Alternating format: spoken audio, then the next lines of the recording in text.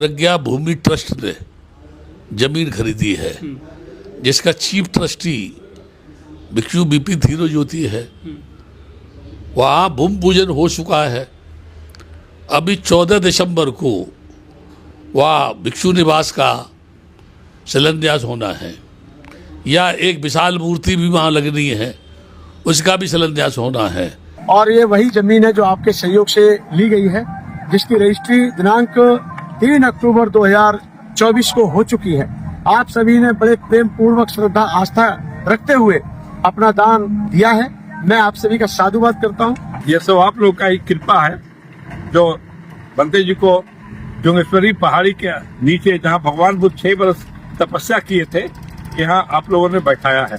वहाँ पे सम्राट अशोक द्वारा पहले से ही एक भव्य बुद्ध विहार, जिसको महाबोधि महाविहार के नाम से जाना जाता है, जिसको लेकर के हम विगत वर्षों से आंदोलन भी कर रहे थे और कर रहे हैं, आगे भी हमारा जारी रहेगा। तो ये बोधगया के प्रांगण में, जहाँ भगवान बुद्ध ने बुद्ध बनने से पूर्व 6 साल तपस्या की थी, ये वहाँ पर जमीन ली गई है भारतीय बौद्धों के अनुदान से, सहयोग से। हमने इसमें 5-6 साल बड़ी मेहनत की है। जमीन प्राप्त हो चुकी है, रजिस्ट्री हो चुकी है, भूमि पूजन हो चुका है। तो अब उसी पवित्र भूमि पर दिनांक 14 दिसंबर 2025 को सुबह 10 बजे से कार्यक्रम शुरू होगा। उससे पहले 1 घंटे का महासूत्र पाठ कहते हैं, महाप्रतरण पाठ कहते हैं उसको, वो बौद्ध भिक्षु द्वारा किया जाएगा। तो जाने की तैयारी जहाँ तक है, बरेली से हमारे ब्रजलाल बौद्ध जी ने अपनी टीम के साथ तैयारी की है, और राधेलाल बौद्ध जी ने अपनी टीम के साथ बधाइयों से तैयारी की है और कर रहे हैं। साथ ही बिजनौर से भी कुछ उपासक लोगों ने तैयार किए हैं। और हमारे यहाँ की जो टीम है, जो हमारे ट्रस्ट से जुड़े हुए हैं, हमारी सुरेंद्र एंड कंपनी, सुरेंद्र सगवा सिंह जी, सुरेंद्र कुमार बौद्ध जी और सगवा सिंह बौद्ध जी, और अपने राम खिलाड़ी जी, और भी उनके साथ में ब्रजलाल जी हैं, ब्रजमोहन लाल जी, ये लोग तैयारी कर रहे हैं। और इनकी टीम और भी बड़ी है। इसी को देखते हुए हमारी बुद्ध उपासना विहार समिति के अध्यक्ष विजेंद्र सिंह जी और डॉक्टर रामजीत जी और प्रोफेसर राज कपूर जी, इन लोगों ने भी तैयारी की है बड़े पैमाने पर। और संभवतः रोहिणी दिल्ली से भी काफ़ी लोग जाएंगे। नागपुर से लोगों ने तैयारी की है, उपासक गणों ने, साथ ही आगरा से, और भी हमारी तैयारी चल रही है। अनुमानित मैं कह सकता हूँ इस कार्यक्रम में अनुमानित 5000 बौद्ध अनुयायी भाग लेंगे। महात्मा बुद्ध की एक प्रतिमा स्थापित की जाएगी, जैसा आप बता रहे हैं। इसके अलावा बाउंड्री वगैरह होगी उसकी, जो आपने जमीन ली है, कितना निर्माण कार्य हो चुका है, कहाँ तक शुरुआत आपने कर दी अभी तक? देखिए, मैं आपको जानकारी के लिए बता दूं, जमीन बड़ी परिस्थितियों को झेलते हुए, विकट परिस्थितियों का सामना करते हुए ली गई है। और अभी वहां पर बाउंड्री नहीं कर पाए हैं हम, क्योंकि धन का अभाव है और भारतीय बौद्धों से दान आसानी से नहीं मिल पाता। उसका कारण है क्योंकि हमारा समाज आज भी उतना संपन्न सक्षम नहीं है, वो अपने स्तर से सहयोग करते हैं। तो अभी क्या है कि हम कह सकते हैं कि तार कसी करवा दी है, खम्भे गड़वा दिए हैं। लेकिन आने वाले 14 दिसंबर को हम 2 कमरों की आधारशिला और एक समरसिबर और उसमें शौचालय, स्नान गृह, साथ ही किचन वगैरह जो रहेगा, और एक सांची का गेट, इसकी तैयारी के लिए हम अभी से तैयारी कर रहे हैं। ये लगाया जाएगा।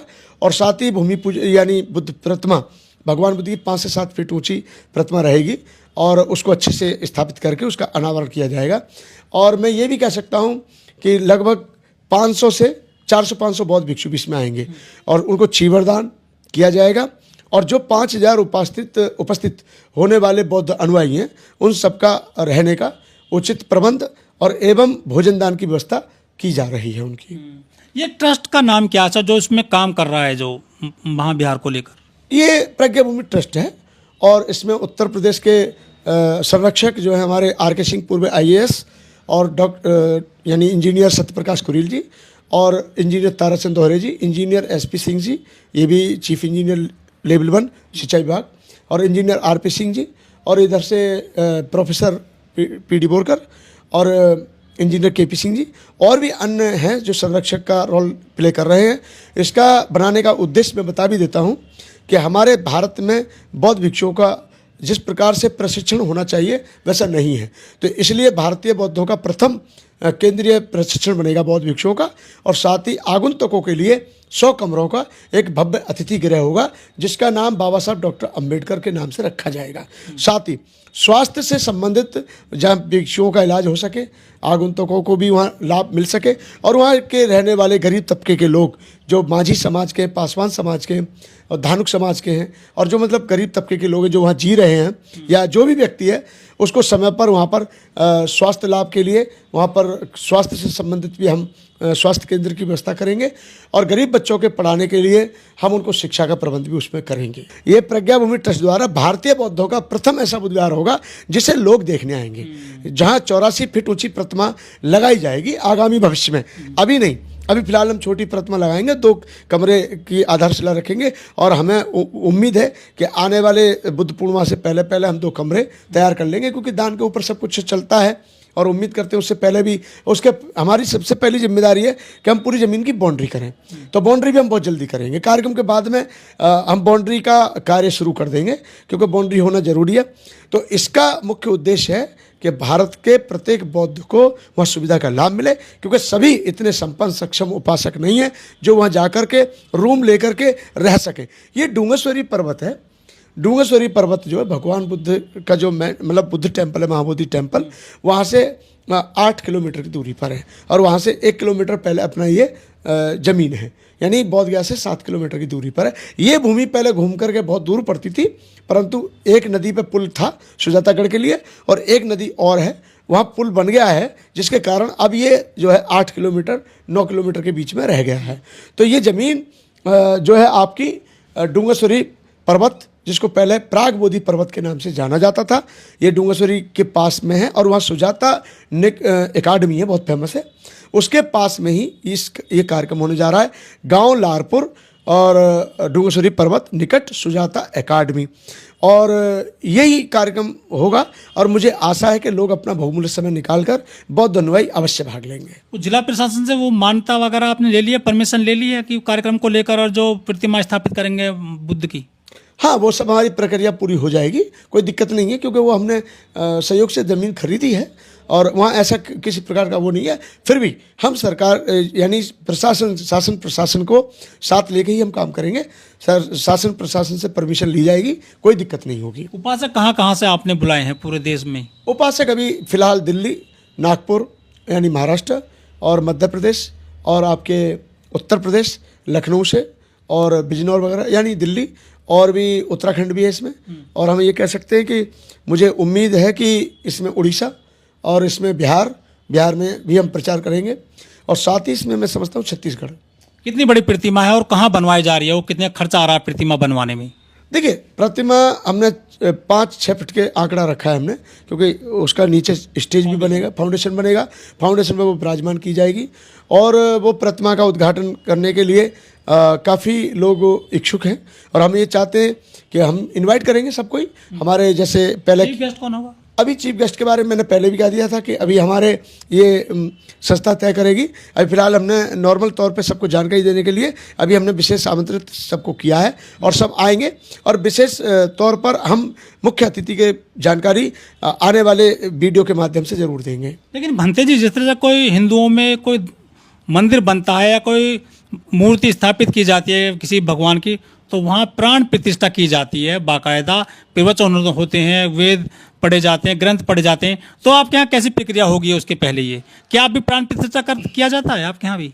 नहीं, देखिए, ऐसा हमारे यहाँ प्राण प्रतिष्ठा नहीं होती है, और ना ही हम इनमें बिलीव करते हैं। अब बहुत बुद्धिज्म ने कभी भी ब्राह्मण यानी पाखंडवाद को, रूढ़वादी व्यवस्था को, अंधविश्वास को कभी भी कोई प्राथमिकता नहीं दी है। तो इस प्रकार से हमारे यहाँ 1 घंटे का महासूत्र पाठ होता है, महाप्रतरण पाठ होता है, तो वो हमारे द्वारा किया जाएगा, भिक्षुओं द्वारा। भिक्षु वहाँ उसमें Taiwan, Malaysia, Cambodia, Laos, Myanmar, Japan, Sri Lanka, Bhutan और भी अन्य जगह के भिक्षुओं को सम्मिलित होने का अवसर मिलेगा, और हम सभी को इनवाइट करेंगे और सभी उसमें भाग लेंगे। लेकिन भंते जी, आप जो पूरा ये आपने बीड़ा उठाया है बोध गया में, अपना जो बना रहे हैं ये पूरा बुद्ध विहार, इसमें काफ़ी पैसा आएगा, खर्चा, तो आप पैसे का प्रबंध कैसे करोगे? आप कहाँ से आएगा इतना सारा पैसा बनाने के लिए, निर्माण करने के लिए, जो खर्चा हो रहा है 14 दिसंबर को? देखिए, मैं समझता हूँ आज भारतीय बौद्ध इतने कमज़ोर नहीं है कि इतने बड़े काम को ना कर सके। काम बड़ा नहीं है, सोच भी बड़ी होनी चाहिए, और मुझे पूरा आशा है कि उपासक लोग अपनी अर्थव्यवस्था के तौर पर सहयोग करेंगे। और आज भी जो हमने ज़मीन ली है, ज़मीन में भी दानदाताओं ने बढ़ चढ़ के सहयोग किया है और रोहिणी की टीम की तरफ से भी काफ़ी अच्छी बड़ी भूमिका निभाई गई है और आने वाले समय में भी भूमिका निभाई जाएगी। अभी कई लोग मुझसे कहते हैं, उपासक जी, बहुत सारे बौद्ध अनुयायी कहते हैं कि बंते जी 5,000 उपासकों के भोजन की व्यवस्था कैसे होगी। तो इसके लिए मुझे अच्छे से पता है कि उपासक दान देने में कभी हिचकिचाते नहीं हैं। उनसे जो भी बनेगा इस कार्यक्रम को सफल बनाने के लिए वो अपना अनुदान अवश्य करेंगे और वहाँ कम से कम जो भिक्षु उपस्थित होंगे उनको चीवर दान दिया जाएगा। उनके लिए भी वो दान करने के लिए ज़रूर आगे कदम बढ़ाएंगे। तो ये किस प्रकार दान कर सकते हैं? कोई आम आदमी जिसकी श्रद्धा है वो कैसे आपको मदद कर सकता है? देखिए, उसके लिए हमने हमारा प्रज्ञा भूमि ट्रस्ट का अकाउंट नंबर भी है।